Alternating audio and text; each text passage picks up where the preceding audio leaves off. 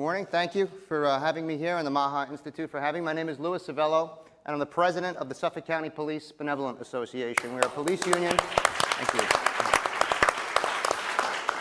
Police union from Long Island, New York. And you may have noticed many men and women running around town in uniform this week, and that is because it is National Police Week. So this week, thank you. This week, we added 365 names to the police memorial here in Washington, D.C. So that's 365 brave men and women who were killed in the line of duty. So we have members in our unions that are willing to risk their lives. They're willing to risk their lives every single day, willing to risk their lives during COVID to stand on that front line. What they weren't willing to do was to take an experimental vaccine that they did not know what the effects were going to be on their health, what the effects were going to be on their children's health. They were willing to give up their jobs and be terminated, not to take this vaccine. I had my members, young women looking to start families, very frightened about what might happen during that pregnancy if they were forced. And we came together, like Riley and the Teamsters, and through political power and grassroots action, pushed back. And my members were carved out.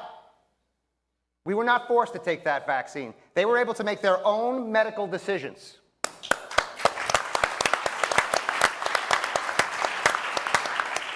But so many of my brothers and sisters, as you just heard on this panel, New York City, police officers in New York City, nurses, teachers, all those people who do stand on those front lines, were forced or were fired, right? Or we're not forcing you. You just have to choose between feeding your family and putting this in your arm. That's your choice. Well, that's no choice at all. In New York, Governor Kathy Hochul, her message was clear. Nurses, doctors, take the vaccine, union nurses, or I will fire you and I will bring in scab labor. That's the message from a pro-labor governor. And that's why it is so important. As organized labor, you can imagine as a police officer, my politics don't lean too left, right? So it's a little unusual for me to be at a Bobby Kennedy rally where I met Riley. Absolutely. Right?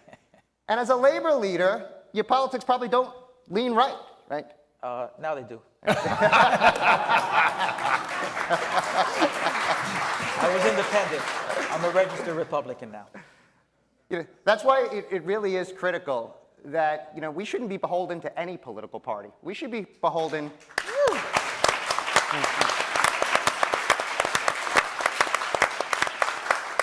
only to doing what's right, right? What's right for our members, what's right for this country. And what's right is to let people make their own decisions, right? Let people with their doctors and their medical advice make their own decisions. I sit and I chair our healthcare in Suffolk County as well.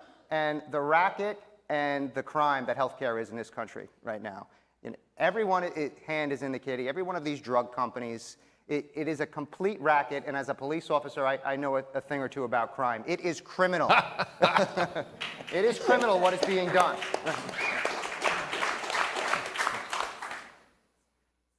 I can tell you, a good friend of mine sits on a chair of one of the hospital networks in New York. And during this whole crisis, and I was supporting Bobby more and more, I like to keep an open mind. Yeah. And I'm chatting with him about it, and I'm telling him about some of what Bobby Kennedy had to say about the vaccine, et cetera, and about my members not wanting to be mandated. And he's telling me, well, what do you mean? I mean, all the expert class, the doctors, these renowned doctors that sit, and he works with, as chair of this medical system, are all saying the same thing. And how dare I question them? How dare Bobby Kennedy question them? Right? And I asked, well, let me ask you, where were these doctors during the opioid crisis? Right? Ooh. What were they saying?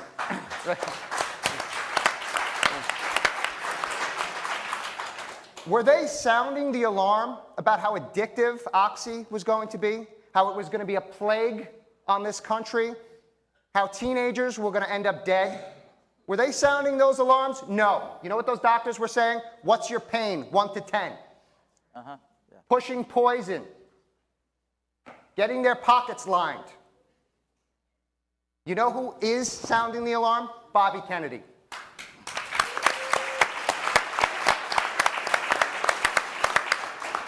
I'm very proud to be part of this MAHA movement. This is a broad coalition. Again, you might not think a police union leader has a vested stake in this. We do, right?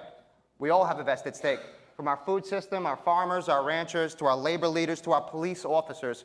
We're all in this together. We need to push this forward.